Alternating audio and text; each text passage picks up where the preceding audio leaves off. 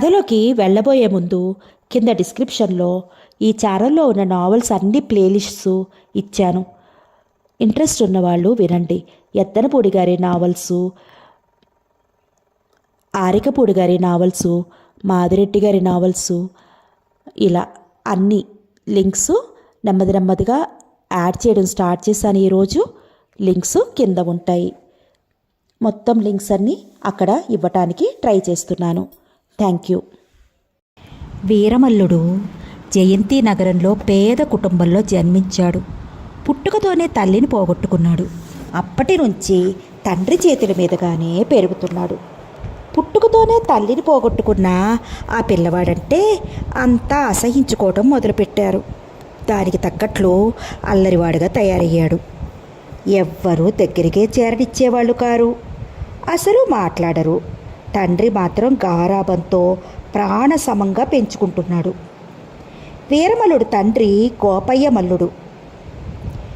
కష్టపడి సంపాదించిన దానితోనే ఇంతో అంతో గంజి త్రాగి తృప్తి పడటం, సూర్యోదయంతోనే సమీపాన ఉన్న అడవికి పోయి కట్టెలు కొట్టుకురావడం, అవి అమ్ముకోవడం నిత్యకృత్యంగా పెట్టుకున్నాడు.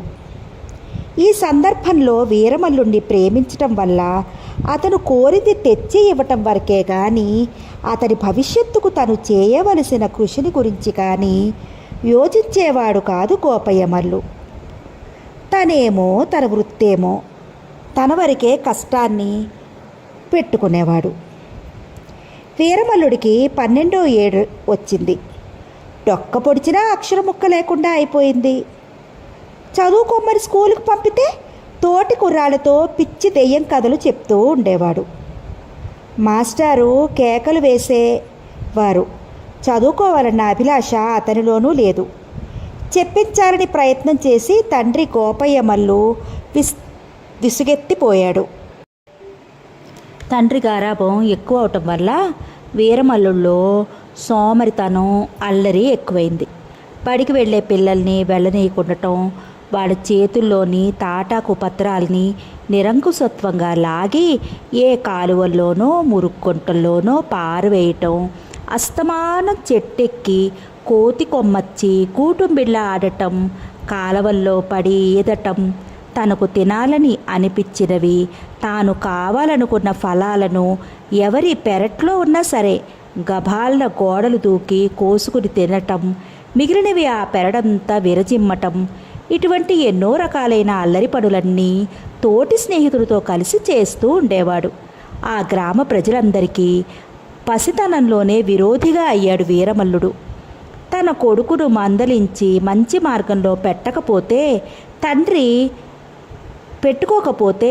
తండ్రి గోపయ్య మల్లుని, పుత్రుడు వీరమల్లుడిని కూడా గ్రామ బహిష్కరణ చేయబడతారని గ్రామాధికారులు గోపయ్య మల్లుని పిలిపించి హెచ్చరించారు.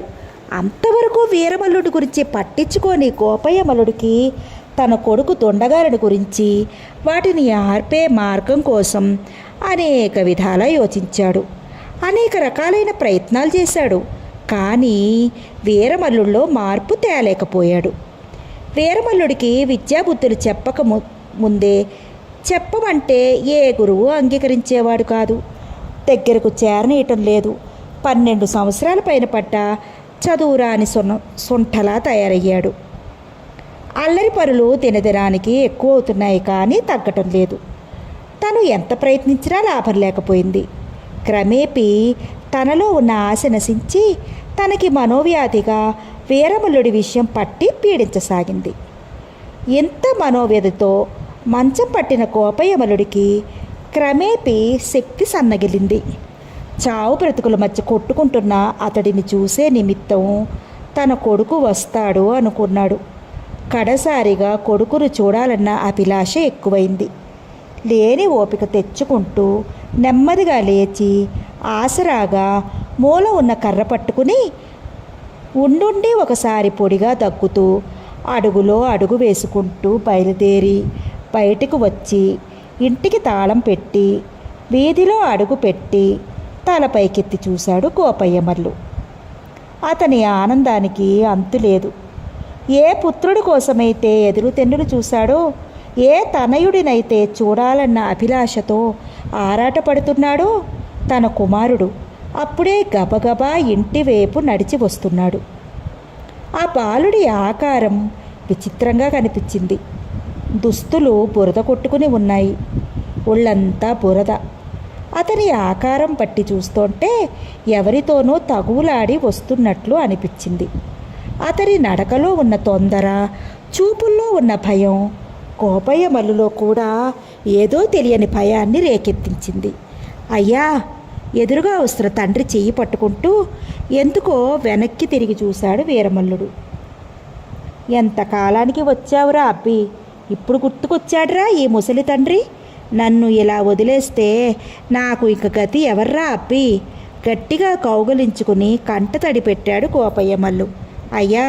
ముందు నన్ను ఎవరికీ కనపడకుండా దాచేయాలి. నన్ను పట్టుకోవడానికి రాజభటులు వస్తున్నారు అంటూ తండ్రి మాటలు వినిపించుకోకుండానే కంగారుగా మళ్ళీ వెనక్కి తిరిగి చూశాడు వీరమల్లుడు. రాజభటులు నిన్ను పట్టుకోవడానికి వస్తున్నారా? నువ్వేం తప్పు చేశావు అప్పి? ఆదుర్దాతో అని వీధివైపు కంగారుగా చూశాడు. రాజకుమారుడు నగరం బయట కాలవ ఒడ్డున ఆడుకోవటానికి వచ్చాడు. నేను ఆ జట్టులోనే ఆడుకుంటున్నాను. ఆటలో రాజకుమారుడు ఓడిపోయాడు. అతనిని ఉడికించాను. అతను మట్టి ఉండలతో బురదతో నన్ను కొట్టాడు. నేను అతనిని అక్కడ ఉన్న కాలువలోకి బలంగా తోశాను. అప్పటికప్పుడే ఎక్కడి నుంచి వచ్చి పడ్డారో రాజభటులు వచ్చి నన్ను పట్టుకుని మహారాజు ఎదుట నిలబెట్టారు. తన పుత్రుడు చెప్పిందే నిజమని నమ్మి నన్ను బందికానలో వేయించాడు మహారాజు. వగరుస్తూ చెప్పుతూ ఆగాడు వీరమల్లుడు. ఎంత పని జరిగిందిరా అబ్బి? పొంగి పొరలే దుఃఖం అణుచుకుంటూ అన్నాడు కోపయ్య మల్లు. అంతేనా అయ్యా? ఇంకా ఉంది. ఎవ్వరూ చూడకుండా సమయం కనిపెట్టి తప్పించుకుని పారిపోయి వచ్చాను. మార్గమధ్యలో కొందరు భటులు నన్ను గుర్తుపట్టి పట్టుకోవాలని వెంబడించారు. వాళ్లకు చిక్కకుండా తప్పించుకుని వచ్చేశాను అంటూనే మరోసారి వెనక్కి తిరిగి చూసేసరికి రాజభటులు గుర్రాల మీద ప్రత్యక్షమయ్యారు. వాళ్ళను చూస్తూనే వీరమల్లుడికి నోటి వెంట మాట రాలేదు. భయంతో ఒళ్ళు కంపించుకుపోయింది. దీనంగా భటుల్ని తండ్రిని మార్చి మార్చి చూశాడు. రాజభటుల రాకకు కారణం ఈ కుర్ర వెధవ తప్పించుకుని పారిపోయి రావటమే. మీసం సవరించుకుని కోపయ్య మల్లు మాటకు అడ్డు తగులుతూ అంటూ వీరమల్లు చెయ్యి పట్టుకున్నాడు. గుర్రం మీద నుండి గబాలన దూకిన ఒక భటుడు. వీరమల్లు భయపడుతూనే తండ్రిని దీనంగా చూసి బలబలా ఎడవసాగాడు. భటులు క్రోధావేశులై వీరమల్లు రెక్కలు విరిచి కట్టి గుర్రం మీద ఎక్కించబోతుండగా కోపయ్య మల్లు అడ్డుగా వచ్చి ప్రతిమలాడాడు. వాళ్ళు వినలేదు. కోపయ్య మల్లు ప్రతిమలాడటం మానలేదు. భటుల కాళ్ళు పట్టుకుని యాచించాడు. భటులు కోపంతో అతన్ని గట్టిగా తన్నారు. మరో భటుడు తన వద్ద ఉన్న కొరడాతో గట్టిగా మోదాడు కోపయ్య మల్లుని. అసలే మనోవ్యాధితో మూలుగుతూ శుష్కించిపోయిన వృద్ధుడు కోపయ్య మల్లుడు భటుల నిరంకుశత్వానికి అప్పటికప్పుడే ప్రాణాలు విడిచిపెట్టాడు. అయ్యా! గొంతు పగిలేలా అరుస్తూ ఒక్క ఊపున భటుల బారి నుండి విదిలించుకొచ్చి తండ్రి మీద పడి వలవలా ఏడ్చాడు వీరమల్లుడు. అప్పటికే తన తండ్రి చనిపోయాడని తెలుసుకున్నాడు. తండ్రి శవం మీద పడి ఉన్న వీరమల్లుడిని బలంగా 2 కొరడా దెబ్బలు కొట్టి గుర్రం మీదకి ఎక్కించుకున్నారు. అంతలో అతను చూస్తూ ఉండగానే దారికి అడ్డుగా ఉన్న కోపయ్య మల్లు శరీరాన్ని కాలితో పక్కకు నెట్టాడు మరో భటుడు. ఆ సంఘటనను చూసిన వీరమల్లుడికి కోపం కట్టెలు త్రెంచుకుని వచ్చింది. ఆ భటుడిని ఒక్క దెబ్బతో చంపాలనుకున్నాడు. కానీ ఏం చెయ్యగలడు? తాను బాలుడు, అందులోనూ చేతులు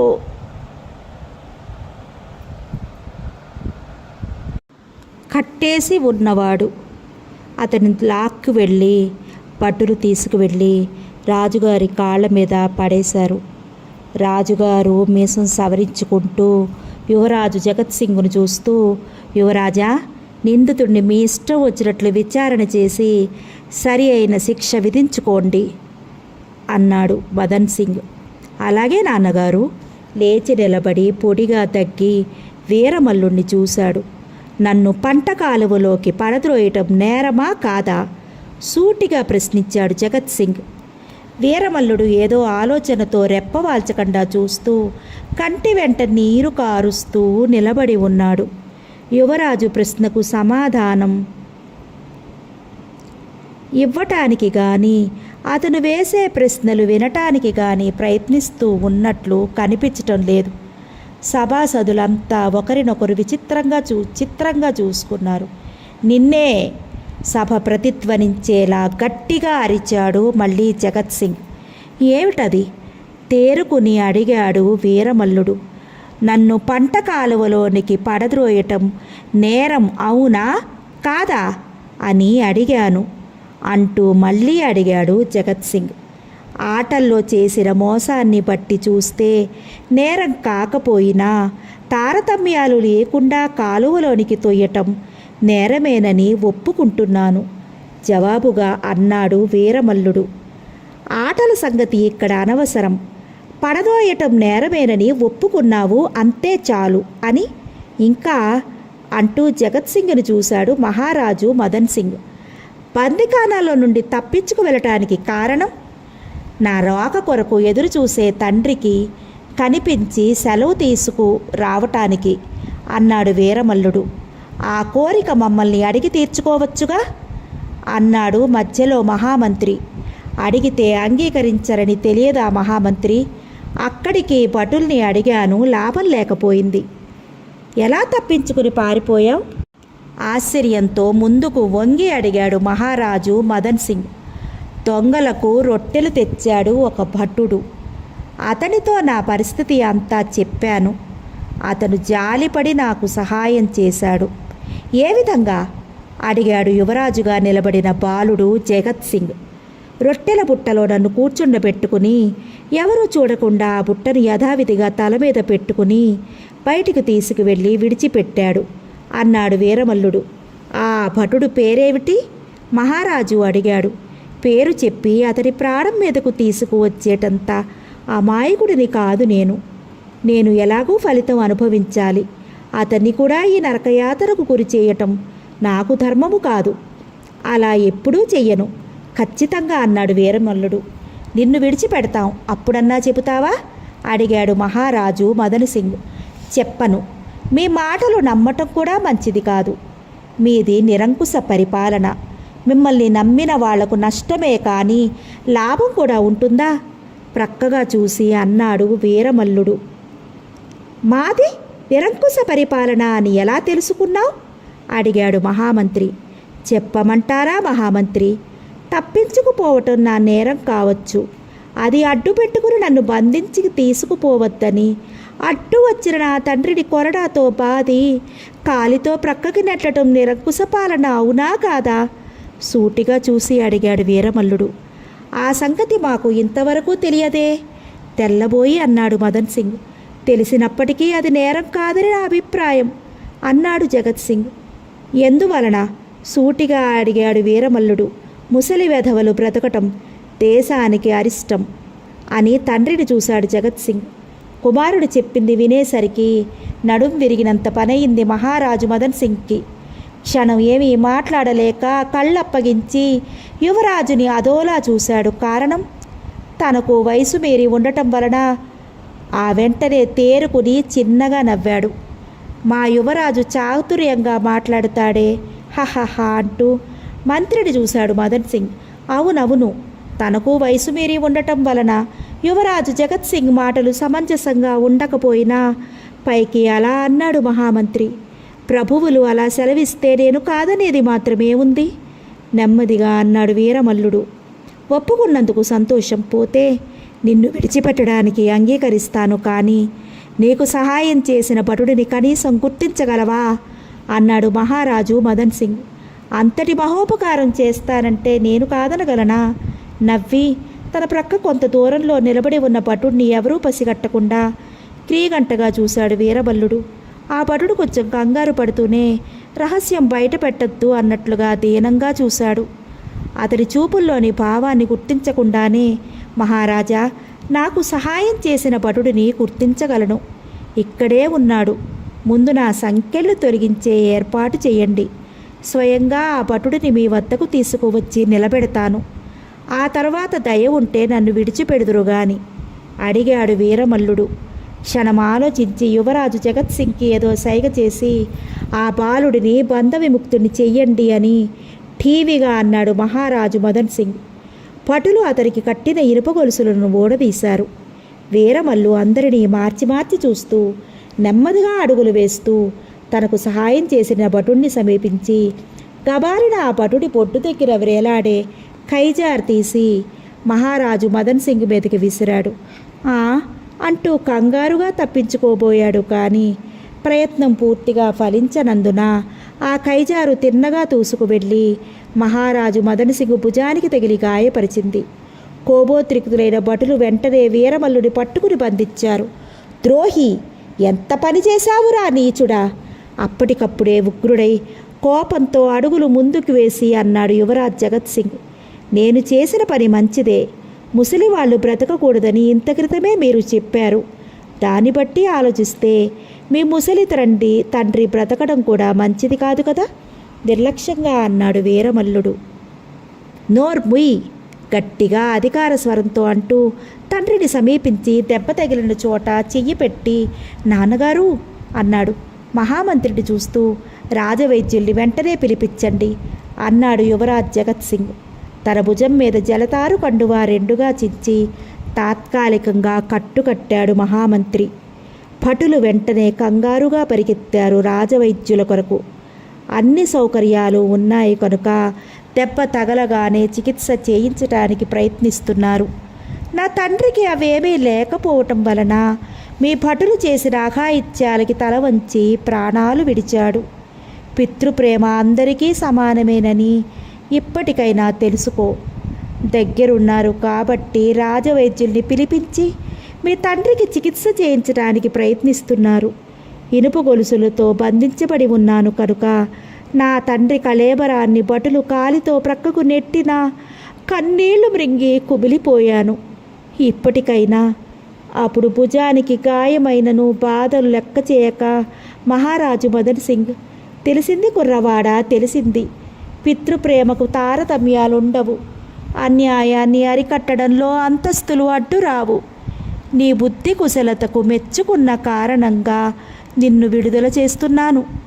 ఇక నువ్వు స్వేచ్ఛగా ఆగి కొద్దిగా బాధపడుతూ తన భుజం పట్టుకుని కళ్ళు మూశాడు. నాన్నగారు, వాడు రాజద్రోహి, ఈ మాత్రం అని ఇంకేదో చెప్పబోతున్న యువరాజు జగత్ సింగ్ను చూసి ఆపమన్నట్లు చెయ్యి చూపించాడు. ఏమైనా అతను బుద్ధిమంతుడు, న్యాయమేదో అన్యాయమేదో తెలుసుకున్న బాలుడు. అతనిని విడిచిపెట్టడమే కాదు, నేటి నుండి యువరాజు జగత్ సింగునకు అంగరక్షకుడుగా నియమిస్తున్నాను అని సభాసందులందరినీ చూసి ఆ వెంటనే వీరమల్లుని చూసి చిన్నగా నవ్వుతూ బాలుడి విడిచిపెట్టండి అధికార స్వరంతో అన్నాడు మహారాజు మదన్ సింగ్. ఆ వెంటనే బాలక, యువరాజు అంగరక్షకుడుగా ఉండటానికి నీకు సమ్మతమేనా? ప్రేమగా చూసి అడిగాడు మహారాజు మదన్ సింగ్. అంగరక్షకుడు అంటే ఏమిటో, అతని బాధ్యత ఎంతవరకో తెలియని వాడిని. ఆ పదవికి నేను అర్హుడునో అనర్హుడునో నాకేమీ తెలియదు. అందువలన ఆగి మంత్రిని మహారాజును మార్చి మార్చి చూశాడు వీరమల్లుడు. వెంటనే యువరాజు జగత్ సింగ్, ఆ మాట అలా ఉంచు. మనిద్దరి మధ్య విరోధం ఏర్పడింది. మాకు అంగరక్షకులుగా ఉండటానికి నువ్వేమాత్రమూ తగవు కటువుగా అన్నాడు జగత్ సింగ్. యువరాజా అన్నాడు మహామంత్రి మధ్యలో. అవును మహామంత్రి, వాడికి నాకు పోలిక ఎక్కడ? నేను సకల విద్యలు అభ్యసిస్తున్నాను. వాడు ఒట్టి సొంఠ. నాకు కత్తి పట్టి పోరాడటం తెలుసు. వాడికి కత్తి పట్టుకునే విధానమే తెలియదు. నాలో ధైర్యం సాహసం ఉంది. వాడు ఒట్టి పిరికితద్దమ్మ. తన కనక వస్తువాహనాలు నా సొత్తు. వాడికి నాకు పోలికా పొత్తు ఎక్కడ? అటువంటి దౌర్భాగ్యుణ్ణి నాకు అంగరక్షకుడుగా నియమించటం హాస్యాస్పదం కాదా? అన్నిటా సమర్థుడైన నా అంతటి వాడు నాకు అంగరక్షకుడు కావాలి. ఠీవిగా చూసి అన్నాడు జగత్ సింగ్. యువరాజు చెప్పిన మాటల గురించి ఆలోచించాల్సింది ఎంతైనా ఉంది. ఏదో ఆలోచిస్తూనే అన్నాడు మహామంత్రి. అవునన్నట్లు నెమ్మదిగా తల పంకిచ్చాడు మహారాజు మదన్ సింగ్. అతను అలా బహిరంగపరిచినందుకు వీరవల్లుడికి సిగ్గు కోపము మిళితమై వచ్చినా అతను పలికినదంతా యథార్థమనుకుని వెంటనే మాట్లాడలేక తల వంచుకున్నాడు. దానితో యువరాజు జగత్ సింగ్కి మరీ లోకువయింది. ఇంకేమేమో నోటికి వచ్చిన విధంగా మాట్లాడి వీరమల్లుడిని హేళన చేశాడు. మహామంత్రి, మన గుర్రాల చావడిలో ఓడవటం, గుర్రాలకు మేత పెట్టి వాటిని కడుగుతూ ఉండటం ఈ పనులకు అర్హుడు. వాడికి ఇష్టమైతే అలా చేయండి ఆఖరునన్నాడు యువరాజు జగత్ సింగ్. యువరాజు ధోరణి మహారాజు మదన్ సింగ్కి నచ్చలేదు. ఆయన పుత్రప్రేమ వలన మందలించలేకపోయాడు. అబ్బాయ్ అని వీరమల్లుడిని చూశాడు మహారాజు. మహారాజా, నాకు ఏ పదవులు వద్దు, దయ ఉంచి నన్ను వెళ్ళనివ్వండి అన్నాడు వీరమల్లుడు. మహారాజు మదన్ సింగ్ మాట్లాడలేకపోయాడు. తనలో తను క్షణం ఆలోచించి యువరాజుని సభాసదుల్ని చూసి ఆ వెంటనే నిన్ను ఊరికే పంపటానికి మనసు అంగీకరించటం లేదు. అందువలన నీకు ఒక అశ్వాన్ని, ఖడ్గాన్ని, కొంత ధనాన్ని బహుకరింపదలిచాను. మహామంత్రి, వెంటనే ఏర్పాట్లు చేయించండి అన్నాడు. మహారాజులకు జయము జయము. రాజవైద్యులు అంతఃపురానికి వచ్చి ఉన్నారు. అప్పుడే వచ్చిన భటుడు అని తల వంచాడు. ఈ మాత్రం స్వల్ప దెబ్బకు రాజవైద్యుల్ని పిలిపించాలా? మంత్రిని యువరాజుని చూశాడు. సరే, వస్తున్నాను భటుడితో అని. మహామంత్రి, మేము చెప్పినవన్నీ ఆ బాలకునకు ఇచ్చి పంపండి అంటూ సింహాసనం నుండి లేచి క్రిందకు దిగి వచ్చాడు. వీరమల్లుడు చిరునవ్వుతో నమస్కరించాడు. బాలక, నీకు భగవంతుడు తెలివితేటలు ఇచ్చాడు. ఆ తెలివితేటలని సద్వినియోగపరచుకోవటంలోనే చూపించాలి నేర్పు ఓర్పులు. అన్ని జన్మల్లోకి మానవ జన్మ పవిత్రమైనది. మానవుడుగా జన్మించిన ప్రతి వ్యక్తి తన బాధ్యతను నిర్వర్తించుకోవాలి. అందున ముఖ్యముగా సంపాదించవలసిన విజ్ఞానం, అది వేద పఠనం వల్ల వస్తుంది. అంచేత నీ తెలివితేటలని సద్వినియోగం పరుచుకుని నా సకల విద్యలు అభ్యసించి పండితుడిగా ప్రకాశించు నాయన, ఇవే నా ఆశీస్సులు అంటూ బాలుని ముందుకి వచ్చి అతని రెండు భుజాలు పట్టుకుని అతన్ని ఆశీర్వదించాడు మహారాజు మదన్ సింగ్. వీరమల్లుడు ఒళ్ళు జలధరించింది. ఆశగా మహారాజు కళ్ళల్లోకి చూశాడు. మహారాజు చిరునవ్వుతో అవును అన్నట్టు తల ఆడించాడు. యువరాజు జగత్ సింగ్ ఆవేశంతో పళ్ళు బిగించి కటువుగా చూశాడు. యువరాజు జగత్ సింగ్ను లెక్క చేయకుండా మహామంత్రి రాజాజ్ఞ ప్రకారం వీరమల్లుడికి గుర్రము, ఖడ్గము, 1000 వరహాలు ఇచ్చి సగౌరవంగా సాగనంపాడు. వీరమల్లుడు రాజభవనం విడిచి వెళ్ళేసరికి ఒక దొంగల గుంపు అతన్ని చుట్టుముట్టింది. వాళ్ళను చూసి వీరమల్లుడు భయపడలేదు. మీరు వచ్చిన పనేమిటి అడిగాడు వీరమల్లుడు. నీ దగ్గరున్న ధనాన్ని దోపిడీ చేయటానికి అన్నాడు ఒక లావుపాటి దొంగ మీసం సవరించుకుంటూ. ఇంత చిన్న ప్రయత్నానికి ఇంత గుంపెందుకు?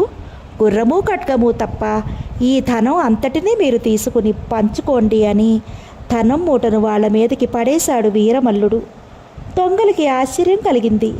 ధనం మూటను భద్రపరుచుకున్నారు. పసివాడు కోరాడన్న అభిమానంతో అతను కోరిన విధంగా గుర్రాన్ని, ఖడ్గాన్ని మాత్రం వదిలేశారు. తన వద్దనున్న ధనం మూటను తీసుకుని వెళ్ళిపోతున్న దొంగల్ని చూసి లోలోన చిన్నగా నవ్వుకుని గుర్రం ఎక్కాడు వీరమల్లుడు. తన తండ్రి శరీరం ఏమైందో అన్న ఆలోచనతో వీరమల్లుడు తిన్నగా ఊరి బయట ఉన్న తన ఇంటికి వెళ్ళాడు.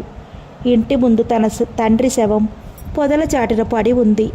ఆ దుర్దాతో గుర్రం తిరిగి 4 అడుగులు వేసేసరికి ఒక కుక్క ఆ వృద్ధుడి కాలు పట్టి లాగుతోంది. వీరమల్లుడు కళ్ళ వెంట నీరు తిరిగింది. కుక్కను అవతలకి తరిమాడు.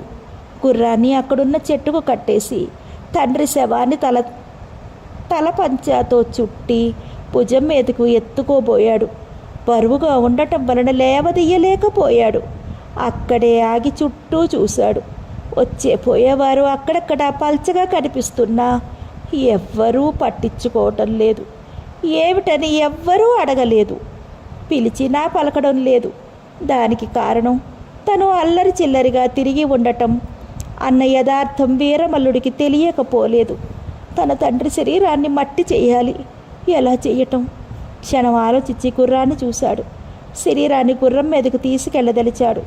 గుర్రం మీద ఎక్కించడానికి సహాయం చేసేదెవరు? తనను దోచుకోవటానికి తన మీద కురికిన దొంగల గుంపు గుర్రాల మీద అటువైపు వేగంగా వస్తున్నారు.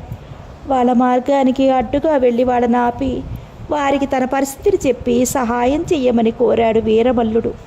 వాళ్ళు జాలి పడ్డారు. వీరమల్లుడికి సహాయం చేయటానికి అంగీకరించి గుర్రాలు దిగి అతడి తండ్రి శరీరాన్ని వీరమల్లు గుర్రం మీదకి ఎక్కించారు. వీరమల్లుతో కూడా అందరూ శ్మశానానికి వెళ్ళారు. దొంగల గుంపు సహాయంతో తండ్రి శరీరాన్ని మట్టితో కలిపి ఇంటికి వచ్చాడు వీరమల్లుడు. గుర్రాన్ని బయట స్తంభానికి కట్టేసి తను వీధి అరుగు మీద కూర్చున్నాడు. చీకటి పడింది. అప్పట్లో అతని బ్రతికే చీకటిమయంగా ఉంది. ముందు తన గతేమిటి? ఇదే ఆలోచనతో రాత్రి 2వ జాము వరకు ఆలోచించాడు. అక్కడే ఉన్న స్తంభానికి చేరగిలపడి కన్ను మూసి కునుకు తీశాడు వీరమల్లుడు తన సకల విద్యలు నేర్చుకుని పెద్ద పండితుడు కావాలన్న పట్టుదలతో బయలుదేరాడు. పట్టుదల అనేది ఉంటే ఎటువంటి పనులు అయినా ఇట్టే సునాయాసంగా ఎదుర్కోనూ వచ్చు, సాధించనూ వచ్చు. ఆ బాలుడిలో అంత పట్టుదల రావటానికి మొదటి కారణం తన వయస్కుడైన యువరాజు తనని చులకన చేసి మాట్లాడటం. రెండవది మహారాజు మదన్ సింగ్ ఇచ్చిన దివ్య సందేశం. కానీ ఏం లాభం? ఎక్కడికి వెళ్ళినా పొద్దెదురైంది. ఏ పుణ్యాత్మున్నడిగినా తన శిష్యరేఖం వద్దనేవాడే. తనకు గురువంటూ దొరకడేమో అనే దిగులు అతనిలో నరనరంలోనూ పాకిపోయింది. అతని విషయం తెలుసున్నంత వరకు ఎవరూ అతనికి ఆశ్రయం ఇవ్వరన్న సంగతి అతనికి తెలుసు. అందువలన ఆ నగరంలో ప్రయత్నించడం నిష్ప్రయోజనంగా ఎంచి మహారాజు ఇచ్చిన గుర్రం మీద జయంతి నగరానికి 60 ఆమడల దూరం ఉన్న మయూరి నగరానికి బయలుదేరాడు. ఆ నగరంలో పండితులు ఎక్కువగా ఉంటారని, ఆ నగరంలో పేరు ప్రఖ్యాతులు ఉన్నాయి. ఆ నగరం వెళ్ళి ఏ పండితుడినో ఆశ్రయించి తన మనోవాంఛ నెరవేర్చుకోవాలని అనుకున్నాడు. మయూరి నగరం వైపుగా బయలుదేరిన వీరమల్లుడుకు మార్గమధ్యంలో ఓ స్నేహితుడు కలిశాడు. ఇద్దరూ కలిసి అరణ్యం ప్రవేశించి 10 ఆమడలు వెళ్ళేసరికి అలసట అయ్యింది. తన మిత్రుడు మరో దిక్కుగా వెళ్ళిపోయాడు. దప్పిక, ఆకలి ఎక్కువ అవటం వల్ల గుర్రం మీద కూర్చోలేకపోయాడు. అదే పరిస్థితి గుర్రానికి కూడా ఏర్పడింది. ఆ సమీపంలో ఎక్కడన్నా కొద్దిసేపు విశ్రాంతి తీసుకుని బయలుదేరవచ్చునన్న ఉద్దేశంతో గుర్రం దిగి చుట్టూ కలియచూశాడు. కనుచూపు మేరలో ఎక్కడా నీరు కనిపించలేదు. ఉండటానికి సరైన ప్రదేశము చిక్కలేదు. క్షణం ఆలోచించి గుర్రం కళ్ళెం తాడు పట్టుకుని కాలినడకతో కొద్దిగా ముందుకు నడిచాడు వీరమల్లుడు. అక్కడకు కొంత దూరంలో ఓ చీకటి గుహ కనపడింది. అందులో పాడుపడిన గుడి కనిపించింది. ఆ ప్రాంతాలలో మనుషులెవరూ కనిపించలేదు.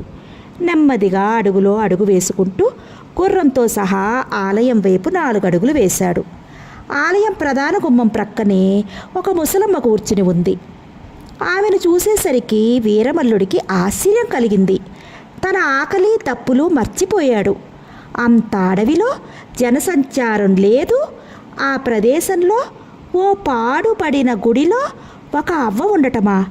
ఎవరి అవ్వ? ఇక్కడ ఎందుకుంటోంది?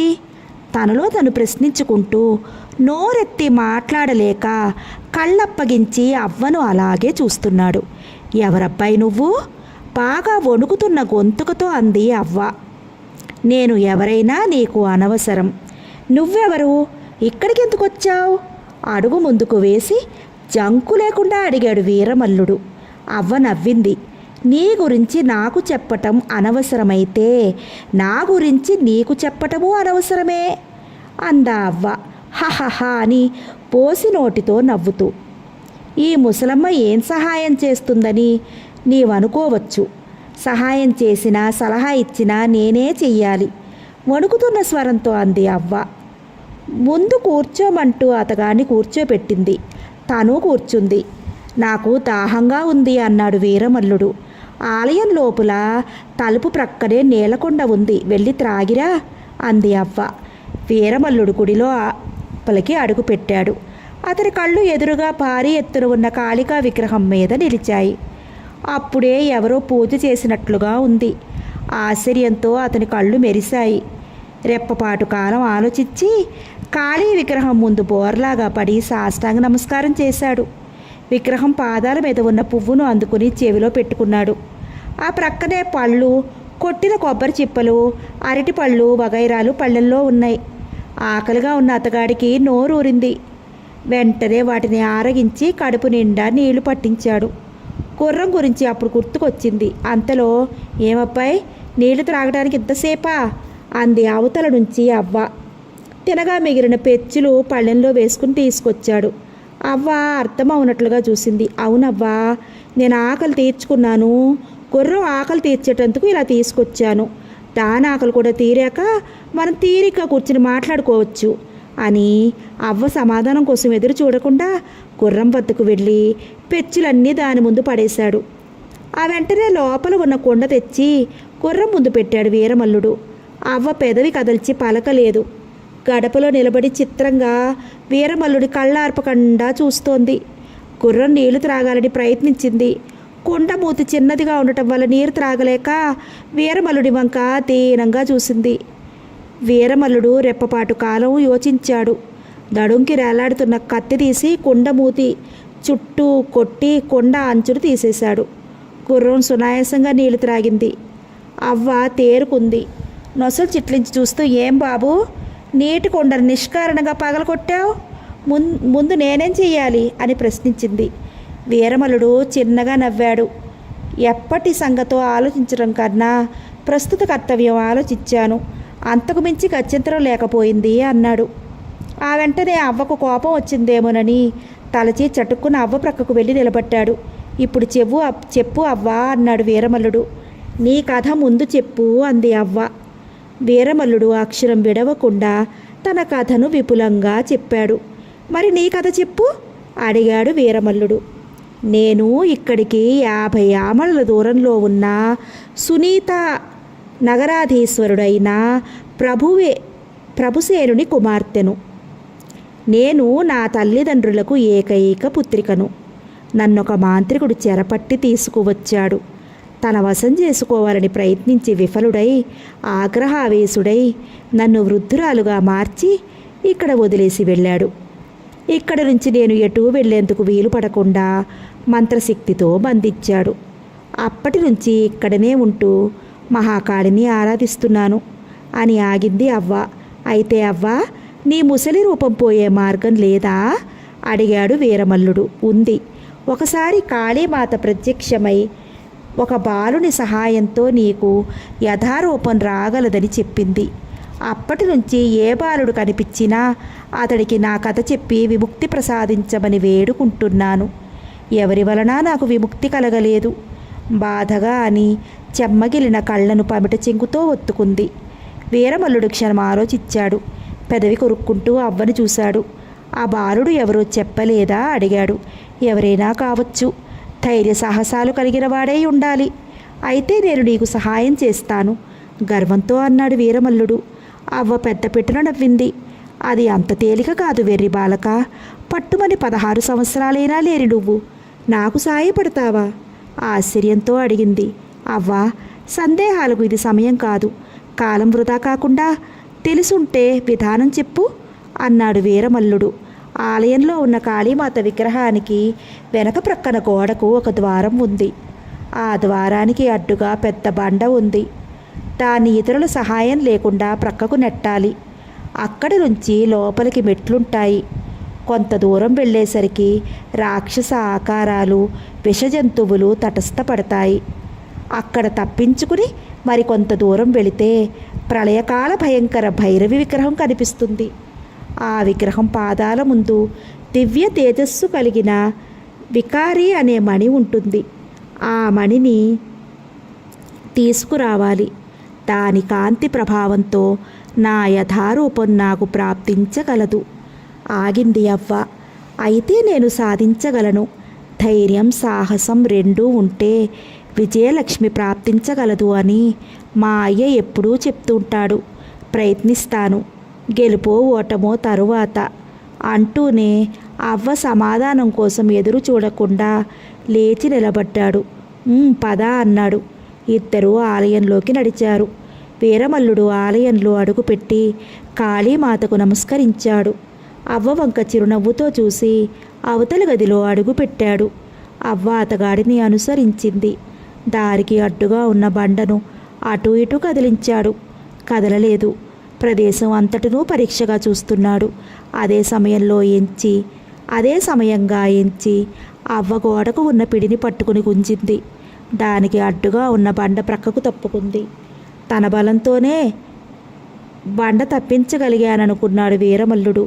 విజయగర్వంతో అవ్వను చూస్తూ, నాతో లోపలికి నువ్వు వస్తావా అవ్వా అని అడిగాడు. అవ్వ తల అడ్డంగా తిప్పింది. స్త్రీలు లోపల ప్రవేశించరాదు అంటూ చిన్నగా నవ్వింది. ధైర్యంగా లోపలికి నడుబాలక తిరిగి అంది అవ్వ. వీరమల్లుడు మెట్లు దిగుతున్నాడు. అవ్వ గబారున వెనక్కి తిరిగి కాళీమాతను ఉద్దేశించి, మాత, ఈ బాలుడితో సహా 100 మంది బాలురు పూర్తి అవుతారు. ఈతని సంహారంతో నా ఆశయాన్ని ఈడేర్చు మాత. ఆనందపరవశురాలే ఆవేశంతో అన్నదా అవ్వ. మెట్లు దిగి లోపలికి వెళుతున్న వీరమల్లుడికి ఆమె మాటలు వినిపించాయి. టక్కున ఆపి తల తిప్పి చూశాడు. అప్పటికే దారి మూతపడింది. క్షణం బిత్తరపోయాడు. అంతలోనే తేరుకుని నడుముకు వేలాడుతున్న కత్తిని చూసుకున్నాడు. విసురుగా బయటికి లాగాడు. కుడి చేత్తో కత్తి పట్టుకున్నాడు. అక్కడే గోడలో ఉన్న కాగడాన్ని ఎడం చేతిలోకి తీసుకుని పట్టుకున్నాడు. ముందుకు సాగాడు. అడ్డు వచ్చిన విషసర్పాన్ని యుక్తిగా దాటాడు. ఏ మహాకాళినైతే అడ్డం పెట్టుకుని అవ్వ తనను మోసగించిందో ఆ కాళీమాతను స్మరించడం కన్నా గత్యంతరం లేకపోయింది. జై మహాకాళి అంటూ అడ్డు వచ్చిన రాక్షస ఆకారాల మీద కత్తి దూశాడు. అతడి దాటికి తట్టుకోలేని రాక్షస ఆకారాలు పలాయన మంత్రం పఠించాయి. శరీరాన్ని తేలిక చేసుకుని ముందుకు వెళుతున్నాడు.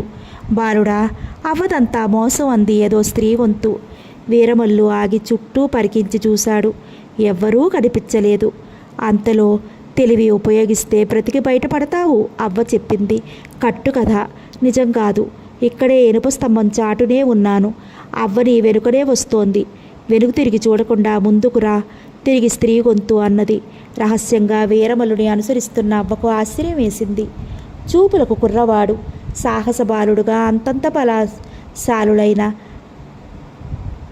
అనుచరులను సంహరించడం చిత్రంగా తోచింది. వీరమల్లుడు వెలుగు ఉన్న గదిలో అడుగుపెట్టాడు. ఆ ప్రదేశం రక్తమయంగా ఉంది. అవతలగా తలలు వేలాడుతున్నాయి. ఆ ప్రక్కనే గండ్రగొట్టలి ఒక స్తంభానికి వేలాడుతోంది. అవ్వ మాటలు, కనపడిన స్త్రీ మాటలు చెవుల్లో ప్రతిధ్వనించాయి. అనుకోకుండా అతని కళ్ళు అప్పటికే వచ్చి గండ్రగొట్టలి ఉన్న స్తంభం చాటున నిలబడిన అవ్వ మీదన పడ్డాయి. తనకేమీ తెలియనట్లు అభినయిస్తూ చేతిలో ఉన్న క్రత్తిని ప్రక్కన పెట్టి ప్రచండ భైరవు ముందు మోకాళ్ళ మీద కూర్చుని తల వంచి నమస్కరించాడు. అవ్వ చటుక్కున యువతలికి వచ్చి గండ్రగొట్టెలితో అతగాడి తల నరకపోయింది. వీరమల్లుడు ప్రక్కకు దొల్లాడు. గండ్రగొట్టెలి నేలలో గుచ్చుకుంది.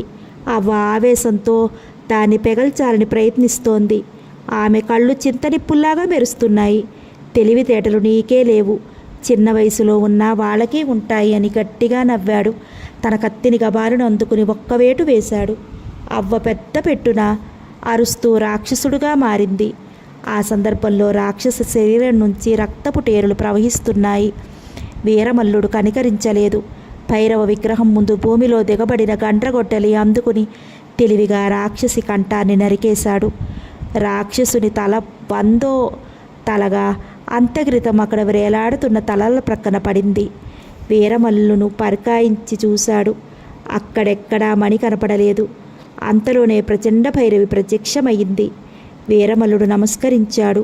బాలుడా, శకటుడు అనే రాక్షసుడు పన్నిన కుట్ర ఇది.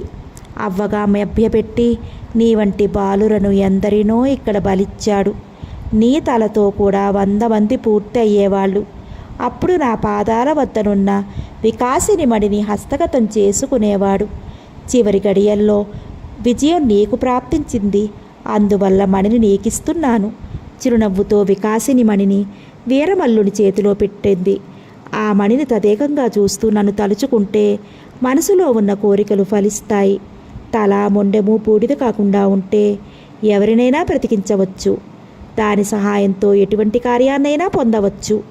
నీకు జయం చేకూరుగాక అంటూ ఆశీర్వదించింది. అదృశ్యమైంది ప్రచండ భైరవి. మహాప్రసాదము. తల వంచి నమస్కరించాడు వీరమల్లుడు. రాక్షసుని సహాయం వలననే తనకు మణి ప్రాప్తించిందన్న విశ్వాసంతో రాక్షసుని బ్రతికించాడు. రాక్షసుడు క్షమాపణ చెప్పుకుని వెళ్ళిపోయాడు. వీరమల్లుడు తిరిగి వెళుతుండగా స్త్రీ గొంతు గుర్తుకు వచ్చింది. మాటలు వినపడిన స్తంభం దగ్గరికి వెళ్ళాడు. ఆమె స్తంభం చాటునే ఉంది. ఆమెను చూస్తూ, సుందరి, నువ్వెక్కడికి ఎందుకు వచ్చావు అడిగాడు వీరమల్లుడు. మా అన్నను రక్షించుకునే నిమిత్తం వచ్చి ఇక్కడ చిక్కుకున్నాను. రాక్షసుడు గమనించకుండా ఈ స్తంభం చాటున ఉన్నాను అని నమస్కరించింది. నువ్వు ఎక్కడికి వెళతావు అడిగాడు వీరమల్లుడు. అనుగ్రహం ఉంటే వీరశేఖరులతోనే ఉంటాను అన్నది చిరునవ్వుతో ఆ చిన్నారి. ఆమె మనోభావాన్ని అర్థం చేసుకున్నాడు. వెంటనే చిరునవ్వుతో ఆమెను చూస్తూ నీ పేరు అడిగాడు. నా పేరు జగదీశ్వరి. మాది సుగంధీ నగరం. మా అమ్మగారు చనిపోవడంతో మా నాన్నగారు రెండో వివాహం చేసుకున్నారు. మా మారుడి తల్లి పేరు తాయారు. ఆమె పెట్టే బాధలు భరించలేక నేను మా అన్న అడవుల పాలయ్యాం. మా అన్న నేను ఆలయం వద్దకు చేరుకోగానే అవ్వగా ఉన్న రాక్షసి మా అన్నను మోసగించి లోపలికి తీసుకువెళ్ళి నన్ను బయటే కూర్చోమన్నది. తర్వాత ఆ రాక్షసి కాంక్ష తెలుసుకున్నాను. అవ్వ వెనుకే లోపల ప్రవేశించాను. మా అన్న తల నరికేసరికి నాకు భయం వేసింది. అక్కడే స్తంభం చాటును నక్కాను. చిన్నపిల్లను కావడంతో ఎటూ కదిలి వెళ్ళలేకపోయాను. అయితే మీ అన్న తల మొండెం ఏవి అని ప్రశ్నించాడు వీరమల్లుడు. ఆమె ఏడుస్తూ ఇప్పటికి చాలా కాలమైంది, గుర్తుపట్టలేనంతగా తల మొండెంతో బొమికలు మిగిలాయంటూ నీరసంగా ఏడవసాగింది. అంతటి వీరమల్లుడు ఆమెను ఓదార్చాడు. నీ వయసు ఎంత అడిగాడు. 13 సంవత్సరాలంది జగదీశ్వరి. అయితే నువ్వు నా దగ్గరే ఉంటావా? వీరమల్లుడి ప్రశ్నకు సమాధానం ఇవ్వలేదు జగదీశ్వరి. తక్షణం వికాసిని మణి సహాయంతో కాళీమాతను పిలిచాడు. మాత ప్రత్యక్షమైంది. తనను మహాపండితులలో ప్రసిద్ధికెక్కినవాడిగా మార్చమన్నాడు. మహాకాళి కరుణించి అతని నాలుక మీద బీజాక్షరాలు రాసింది. అంతేకాకుండా జగదీశ్వరిని వివాహం ఆడమని చెప్పింది. వీరమల్లుడు అంగీకరించాడు. మాత అదృశ్యమైంది. తదుపరి ఆలయాన్ని పవిత్రం చేసి నిత్యధూపదీప నైవేద్యాలకు గాను పురోహితుని సృష్టించి మణి సహాయంతో అక్కడే అతగాడు ఉండేందుకు చక్కని కుటీరం నిర్మించాడు. ఆ తర్వాత జగదీశ్వరితో పాటు మణితో సహా గుర్రం మీద బయలుదేరాడు వీరమల్లుడు. గుర్రం మీద వెళుతున్న వీరమల్లుడు కర్తవ్యం ఆలోచిస్తున్నాడు. గుర్రం పరుగు కన్నా వేగంగా మెదడులో ఆలోచనలు సుడులు తిరుగుతున్నాయి. అతడితో పాటు గుర్రం మీద ఉన్న భార్య జగదీశ్వరి ఏమీ పట్టనట్లు చుట్టూ తిలకిస్తోంది. గుర్రం వేగం మాత్రం తగ్గలేదు. అతను గుర్రాన్ని ఉద్దేశించి కర్తవ్యం బోధించనున్నాడు. వెంటనే గుర్రం దారి తప్పింది. వాయువేగాన్ని పోటీ చేస్తూ పరిగెత్తసాగింది. వీరమల్లుడికి అర్థం కాలేదు. కళ్ళెం లాగి పట్టాడు. గుర్రం ఆగలేదు. కొంత దూరం వెళ్ళాక ఎదురుగా ఒక స్త్రీ పరిగెట్టుకుంటూ వస్తున్నది. ఆ అపరిచిత స్త్రీ అరణ్య ప్రాంతంలో ఎందుకుంది అని ప్రశ్నించుకున్నాడు. ఆమె గుర్రానికి అడ్డుగా వస్తున్న గుర్రాన్ని ఆపమని వేడుకుంది. వీరమల్లుడు బాగా లాగి పట్టాడు కళ్ళెం. అలసట చెందిన గుర్రం ఆగింది. ఎవరు తల్లి నువ్వు? ఎందుకు గుర్రాన్ని ఆపావు అడిగాడు. నా భర్త చావు బ్రతుకుల్లో ఉన్నాడు. మీ చేతుల్లో గుర్రం ఉంది. వైద్యుని ఎవరన్నా తీసుకొస్తే ఆగింది. ఆమె కంఠం చీరబోయింది. వీరమల్లుడికి ఆమె పరిస్థితి జాలి కలిగింది. వెంటనే తన వద్ద ఉన్న వికాసిని మణి గుర్తుకు వచ్చింది. గట్టిగా ఊపిరి పీల్చుకున్నాడు. మీ నివాసం ఎక్కడా అని అడిగాడు. అక్కడికి సమీపంలోనే రండి చూపిస్తాను అన్నది. నీ భర్తను బ్రతికించేందుకు వేరే వైద్యుడు అవసరం లేదు. నేను బ్రతికిస్తాను. మీ మేలు జన్మజన్మలకి మరువను. కంటతడి తుడుచుకుంది అన్నదామె. మీరు సోదరి వంటి వారు. అన్యదా భావించకుండా ఉంటే గుర్రం ఎక్కండి అని వీరమల్లుడు అనగానే ఆమె మారు మాట్లాడకుండా జగదీశ్వరి వెనక ఎక్కి కూర్చుంది. ఆమె నివాసం గురించి ప్రశ్నించకుండా మణి సహాయంతో అపాయంలో ఉన్న బ్రాహ్మణుని కుటీరం చేరారు ఆ ముగ్గురు గుర్రంతో సహా. ఓసారి మణిని జాగ్రత్తగా చూసుకున్నాడు వీరమల్లుడు. మణి సహాయంతో విప్రుడు ఆరోగ్యవంతుడయ్యాడు. ఆ దంపతుల ఆనందానికి అంతులేదు. అతగాడు చేసిన సహాయానికి సంతోషించారు. కానీ అంతలోనే విప్రుడి ముఖం ఏదో విచారంతో ఉండడం గ్రహించిన వీరమల్లుడు ఏమిటని ప్రశ్నించాడు. తీరని అవమానం జరిగింది, అదే బాధ. ఆ దిగులుతోనే మంచం పట్టాను నిరుత్సాహం కలబరుస్తూ అన్నాడు. విషయం విపులంగా చెప్పండి వీరమల్లుడు ప్రశ్నించాడు. నమ్మిన శిష్యుడు గురుద్రోహం చేశాడు అన్నాడు బ్రాహ్మణుడు. గురుద్రోహం ప్రశ్నించాడు. అవును, నా వద్ద శుశ్రూష చేసి సకల విద్యలు అభ్యసించారు. వీరభద్రుడు పండితుడు పరకాయ విద్యను నేర్పమని కోరాడు. ఆ విద్య నేర్ప అంటే దానికి కొన్ని నియమాలున్నాయి. వాటిలో ముఖ్యమైనది మనసు పవిత్రం కావాలి. అతగాడికి అది లోపించింది. అందువలన నేర్పడానికి సందేహించాను. దాంతో వాడు నాకు ద్రోహం చేశాడు. ఏ విధంగా తిరిగి అడిగాడు వీరమల్లుడు. ఓ మహా గొప్ప మహర్షి, పేరు పరబ్రహ్మ మహర్షి, ఒక సందర్భంలో నాకు చక్రనేమి అనే అంగుళీకాన్ని ప్రసాదించాడు. దాన్ని అపహరించాడు. అది తిరిగి నా హస్తగతమయ్యే వరకు నాకు మనస్థిమితం లేదు. అదే నేను మంచం పడ్డానికి కారణం అని చెప్పాడు విప్రుడు. ఇప్పుడు ఆ వీరభద్ర పండితుడు ఎక్కడ ఉన్నాడు? జగదీశ్వరి అడిగింది. జయంతి నగరంలో ప్రభువుల ఆస్థాన పండితుడుగా ఉంటున్నాడు. నేను ఒకసారి వెళ్ళి నా అంగుళీకరం గురించి నాకు ఇవ్వమని వేడుకున్నాను. ఆ దుష్టుడు గురువు అనే భావాన్ని మరిచి వెర్రవీగాడు. తన తండ్రి తన ప్రతిభను చాటుకుంటూ కన్నుగానుక ప్రవర్తించి నన్ను నిండు సభ నుంచి గెంటిచ్చాడు. ఇంతకన్నా జరగవలసిన పరాభవం ఏముంది అని నిరుత్సాహం కనబరుస్తూ ఊపిరి పీల్చుకున్నాడు విప్రుడు. వీరమల్లుడు గడియసేపు తీవ్రంగా యోచించాడు. ఆ వెంటనే బ్రాహ్మణ దంపతులని ఓదార్చాడు. బ్రాహ్మణోత్తమ, మీరు దిగులు పడకండి. ఆ స్వామి దయ వల్ల, ఈ మణి ప్రభావం వల్ల మీ శిష్యునికి గుణపాఠం నేను చెప్పి ఆ నీచునితోనే మీ కాళ్ళు పట్టిస్తాను, సరేనా అన్నాడు. బ్రాహ్మణుడు పేలవంగా నవ్వాడు. బాలుడివి, రాజసభలో కనీసం ప్రవేశించే అర్హతైనా కలిగించరే అంది స్త్రీ. అందుగురించి మీకు అనుమానం అక్కర్లేదు, మధ్యలో అంది జగదీశ్వరి. మీరు చెప్పినట్లు చెయ్యండి అన్నాడు వీరమల్లుడు. తప్పకుండా, ఏమిటది? ఎదురు ప్రశ్న వేశాడు విప్రుడు. విప్రుడికి అతగాడు చేయవలసిన విధానం గురించి బోధించి నిమిత్తం తనతో తీసుకువెళ్ళాడు వీరమల్లుడు. ఒక బాలిక ఒంటికట్టి కుర్రాన్ని వెంట తీసుకుని జయంతి నగర కోటలో ప్రవేశించింది.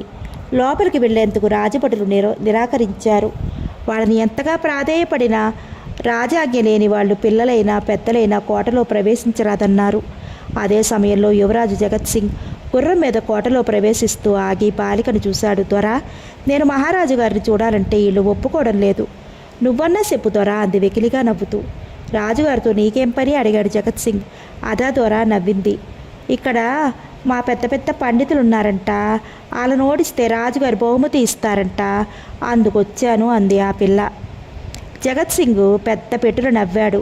నువ్వు అంత పండితురాలివా? ఇక్కడ పండితులను ఓడిస్తావా? చిత్రంగా ఉందే. సరిగా మాట్లాడటం అయినా రాదు. నువ్వు పండితులను ఓడించడమా అన్నాడు. నా సంగతి మీకేం తెలుసు? పండితుల్ని ఓడించడంతోనే ఆగను. ఈ రాజు కొడుకున్నాడట, ఆడు మహాపొగరపోతుట, ఆయన్ని కూడా ఓడించేస్తాను అంది గర్వంతో. యువరాజు జగత్ సింగ్ గతుక్కుమన్నాడు. క్షణం ఆమెను ప్రశ్నార్థకంగా కన్నార్పకుండా చూశాడు. అరే, యువరాజు గారు తలుచుకున్నారంటే ఇక్కడే తల నరికేస్తారు అన్నాడు భటుడు.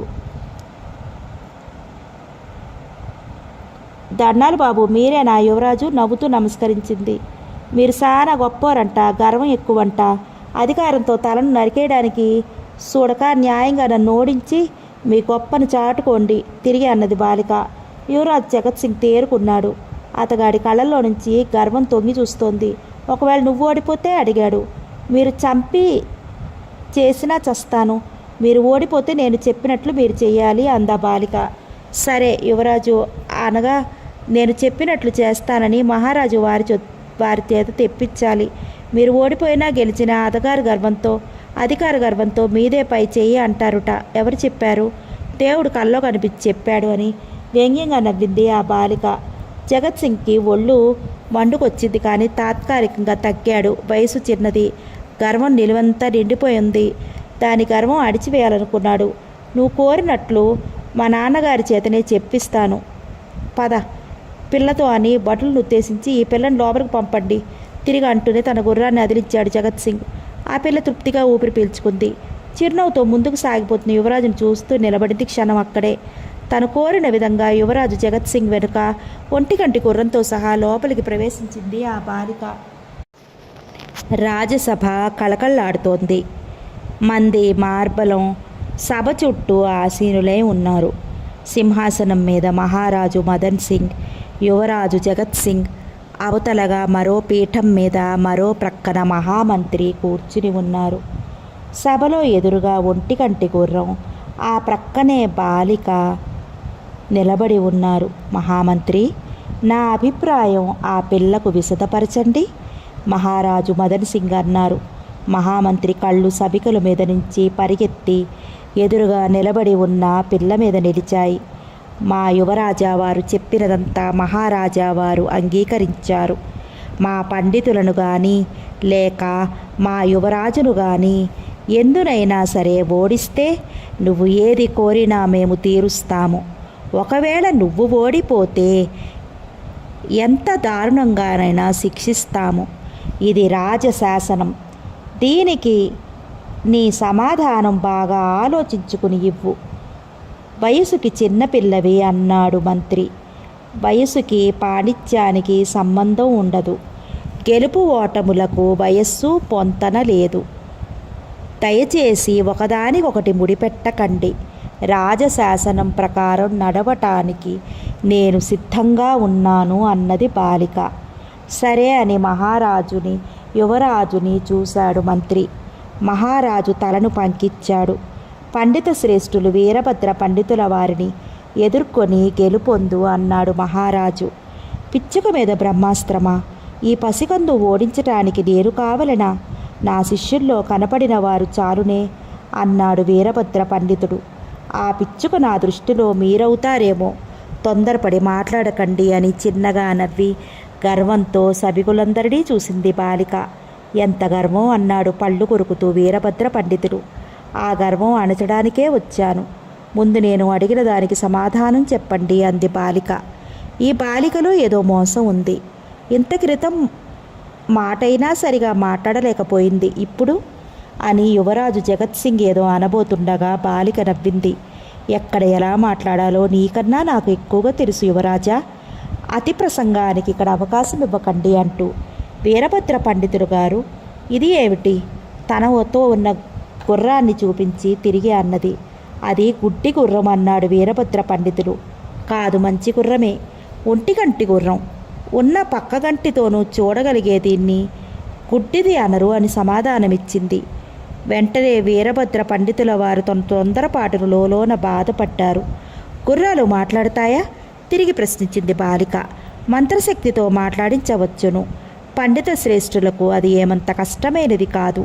వీరభద్ర పండితుడు చెప్పేది పూర్తి కాకుండానే ఆయనచో మాట్లాడించగలరా అడిగిందా బాలిక. అవయవలోపము గల ఈ గుర్రాన్ని పలకరించటం ఎవరి వలన కాదు, వీరభద్ర పండితుడు అన్నాడు.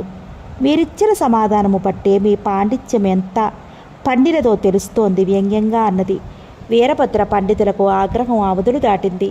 ఛీ, తెలిసి తెలియని పాండిత్యంతో బాలికవు నువ్వా నన్ను ఓడించినది అన్నాడు. నేను ఈ అవయవలోపమున్న గుర్రము చేత మాట్లాడించదను. అంతేకాదు, పాండిత్యంలో ఈ గుర్రమే నిన్ను ఓడించగలదు తిరిగి అన్నది బాలిక. సభికులు విస్తుపోయి చూస్తున్నారు. ఆ బాలిక మాటలు మహారాజు మదన్ సింగ్కి, యువరాజు జగత్ సింగ్కి కూడా ఆశ్చర్యాన్ని కలిగించాయి. అదేదో ప్రదర్శించండి అన్నాడు యువరాజ్ జగత్ సింగ్. బాలిక గుర్రం చెవి వద్ద తల వంచి ఏదో రహస్యంగా ఊదింది. దాంతో గుర్రం పెద్ద పెట్టున నవ్వింది. సభికులందరి దృష్టి గుర్రం మీద బాలిక మీద నిలిచాయి. పండితులు, పైకి ఎగరగలిగినదేమిటి అడిగింది గుర్రం. ఆశ్చర్యంతో పక్షులు సమాధానమిచ్చాడు వీరభద్ర పండితుడు. తదితర జంతువులు మనుషులు ఎగరలేరు కదా? ఎగరలేరు వీరభద్రుడు అన్నాడు. ఏ జంతువైనా ఎగరగలదు. నీ పాండిత్యం తప్పు అంది గుర్రము. అసంభవం, నువ్వు జంతువువేగా, ఎగురు చూస్తాను అన్నాడు వీరభద్ర పండితుడు. అందరూ చూస్తుండగానే గుర్రం సభలో నుండి ఒక ఎగురున బయటకు వెళ్ళి అంతఃపుర ప్రాంగణాల్లో ఆకాశ వీధిలో చుట్టూ తిరుగుతోంది. సభికులు ఆశ్చర్యపడ్డారు. కొద్ది నిమిషాల తర్వాత గుర్రం కిందకు దిగింది. ఓటమిని అంగీకరిస్తావా అన్నది. వీరభద్రుడి నోరు విప్పి మాట్లాడలేక తల వంచుకున్నాడు. సభికులు గుర్రాన్ని బాలికను ప్రశంసిస్తున్నారు. సభలో గుసగుసలు బయలుదేరాయి. ఓటమిని అంగీకరించినట్లు పండితుల చేత ఒప్పించండి మహారాజా అన్నది బాలిక. తప్పనిసరి అయ్యింది. వీరభద్ర పండితులు తన ఓటమిని అంగీకరించారు. ఆ వెంటనే అతడిని పండిత పీఠం నుంచి దిగివచ్చి గుర్రం కాళ్ళు పట్టి క్షమాపణ కోరమన్నది బాలిక. వీరభద్ర పండితుడికి చేయక తప్పలేదు. అతని గుర్రం పాదాల వద్దనే కూర్చోమని శాసించింది. ఆ వెంటనే మహారాజును చూస్తూ, ప్రభు, గెలుపు మాది. ఈ శుభవార్త నగర ప్రజలకు తెలియపరచాలి. అందుకు ఒక్కటే మార్గం. ఈ వీరభద్ర పండితులకు నున్నగా తలగెక్కించి కుంటిగాడిద మీద బాజా భజంత్రీల సందడిలో వీధి వీధి ఊరేగించాలి. ఈతని వెంట విజయం సాధించిన మా గుర్రం కూడా ఉంటుంది అని కోరింది బాలిక. మహారాజు అభ్యంతరం చెప్పలేదు. బాలిక చెప్పినట్లు ఆచరణలో పెట్టమని శాసించాడు. భటులు రాజాజ్ఞ పాటించడానికి సిగ్గుతో తల వంచుకున్న కొన్న వీరభద్ర పండితులను వెంట పెట్టుకుని వెళ్ళారు. వాళ్ళ వెనుకనే వెళ్ళింది ఒంటికంటి గుర్రం. అమ్మాయి, నువ్వెవరు? పాండిత్యం ఉండగానే సరికాదు, అందుకు తగిన తెలివితేటలు కూడా ఉండాలని రుజువు చేశావు. నీకు కావలసినది కోరుకో అన్నాడు మహారాజు మదన్ సింగ్. వచ్చిన పని పూర్తయింది. మీరు కదా నేను కోరుకోవలసినది అన్నది బాలిక. ఏమా పని? జగన్ సింగ్ అడిగాడు. పండితుల పని అయినది. యువరాజు జగత్ సింగ్ వారిని ఓడించడం మిగిలిపోయింది కదా మహారాజా అన్నది బాలిక. నువ్వు ముచ్చట పడుచుంటివి కానీ అది నీ వలన జరిగే పని కాదు. తోటి వయస్కులను ఎందరో ఓడించాడు. కత్తి పట్టడం చేత కాని బాలికవు. నువ్వెలా ఓడిస్తావు? కనీసం పాండిత్యమైనా ఉందా అంటే అదీ లేదు అన్నాడు మంత్రి. మహామంత్రి తినబోతూ రుచి అడగటం మంచిది కాదని పెద్దలైన మీకు నేను చెప్పకూడదు. మీరే గ్రహించాలి. యువరాజు ఏ విద్యలో కోరినా నేను సిద్ధంగా ఉన్నానంది బాలిక. యువరాజు జగత్ సింగ్కి ఒళ్ళు మండుకొచ్చింది. కూర్చుని పీఠం మీద నుంచి చరుణ్ లేచాడు. వయసుకు చిన్నదానివైనా మాటలు వయసుకు మించి వస్తున్నాయి. పెద్దల మాటలంటే లక్ష్యం లేకుండా మాట్లాడుతున్నావు. సూటిగా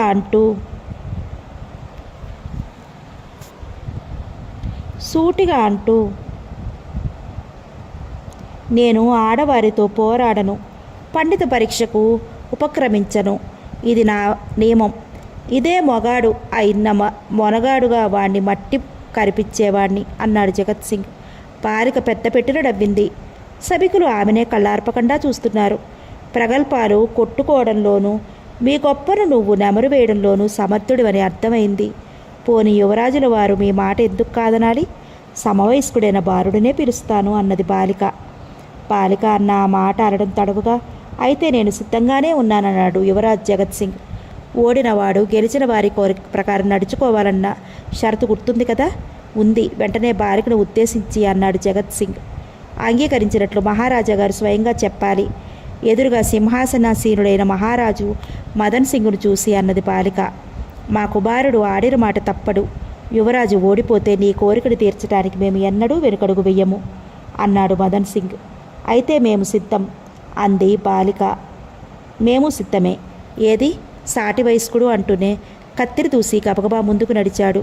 ఎదురుగా వేరొక కత్తి తీసుకుని సూటిగా కనపడింది.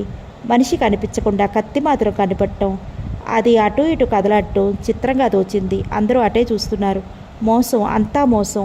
ఇదేదో కనికట్టు అన్నాడు జగత్ సింగ్. కాదు, నీ అహంకారానికి ఆటకట్టు అంటూ వీరమల్లుడు చేత కత్తి పట్టుకుని ప్రత్యక్షంగా కనిపించాడు. నువ్వా అన్నాడు జగత్ సింగ్ ఆశ్చర్యంతో. ఆనాడు నువ్వు చూసి గేలి చేసి అసమర్థుడిగా సాగనంపిన వీరమల్లుడు కాదు, పండిత శ్రేష్ఠుడుగా వీరాది వీరుడుగా నిన్ను గెలవటానికి వచ్చిన వీరమల్లుడు అన్నాడు వీరమల్లుడు. మహారాజు మదన్ సింగ్, మంత్రి తదితరులు చిరునవ్వుతో వీరమల్లుడు చిత్రంగా చూస్తున్నారు. జగత్ సింగ్ వీరమల్లులు కత్తులు కలిపి పోరాడటానికి ఉపక్రమించారు. ఇద్దరిలో పౌరుషాలు పెరిగాయి. కానీ జగత్ సింగ్ను ఓడించడానికి వీరమల్లు ఎంతో సేపు పట్టలేదు. జగత్ సింగ్ ఓడిపోయి తల వంచుకున్నాడు. వీరమల్లుడు తన పాండిత్య పరీక్షకు రమ్మన్నా రాలేదు. మహారాజు ఆనందంతో సింహాసనం మీద నుంచి దిగివచ్చి వీరమల్లుడిని కౌగిలించుకున్నాడు. కావలసింది కోరుకోమన్నాడు. మహారాజా, యువరాజుకు దక్కాల్సిన సింహాసనం మా వీరుడికి దక్కాలి. మీ యువరాజు ఈ వీరుడికి అంగరక్షుడుగా బ్రతకాలి అని శాసించింది బాలిక. ప్రథమంలో మహారాజు గతుక్కుమన్నాడు. తర్వాత ఇచ్చిన మాట గుర్తుకు వచ్చింది. అంగీకరించాడు. మహారాజా, నేను అవివేకిని కాను. సింహాసాన్ని అలంకరించే అర్హత నాకు లేదు. అందుకు యువరాజు జగత్ సింగ్ వారే అర్హులు. పట్టాభిషేకం వారికే జరిపించండి. నేను వచ్చిన కారణం, యువరాజు మీద కత్తి దూసి ఓడించిన కారణం చెప్తున్నాను. ఆనాడు నేనంటే వారికి కలిగిన చులకన భావానికి ఆవేశపడి వచ్చాను, అంతేగాని స్వార్థలాభాపేక్షతో కాదు అన్నాడు వీరమల్లుడు. మహారాజు మదన్ సింగ్ వీరమల్లుడిని ఎంతగానో మెచ్చుకున్నాడు. యువరాజు జగత్ సింగ్ తన తెలివి తక్కువను గ్రహించాడు. ఎదురు వ్యక్తిని చులకన చేయడం ఎంత తెలివి తక్కువో గ్రహించాను, నన్ను క్షమించు అని వీరమల్లుని 2 చేతులు పట్టుకుని వేడుకున్నాడు. మిమ్మల్ని క్షమించే అర్హత నాకు లేదు. నేను మీ రాజ్యంలో మీ పాలనలో బ్రతకవలసిన వాణ్ణి. నిజం గ్రహించిన మీరు ఒకరినొకరు క్షమించాల్సిన పని లేదన్నాడు వీరమల్లుడు. మరో చిత్రం జరిగింది. మీ ఆస్థాన పండితులు వీరభద్ర పండితులు గురుద్రోహం చేశారు. అతనికి తగిన ప్రాయశ్చిత్తం చేయడానికి ఆ గురువు ఒంటి కంటి గుర్రంగా వచ్చాడు. శిష్యుడు చేసిన ద్రోహానికి చక్కని గుణపాఠం చెప్పి అవమానపరిచాడు. గురుద్రోహం ఎంతటి హీనమైనదో మీ ఆస్థాన పండితుడు ఇప్పటికైనా తెలుసుకుని ఉంటాడు. బాలిక జగదీశ్వరి అని పరిచయం చేశాడు వీరమల్లుడు. మహారాజు మదన్ సింగ్ స్వహస్తాల మీద జగదీశ్వరి వీరమల్లులకు వివాహం చేశారు. వీరమల్లుడు జయంతినగర ఆస్థాన పండితులలో అగ్రపీఠాన్ని అలంకరించి ఈనాటికి చిరంజీవిగా వెలకట్టలేని విలువతో ప్రకాశిస్తున్నాడు. శుభం.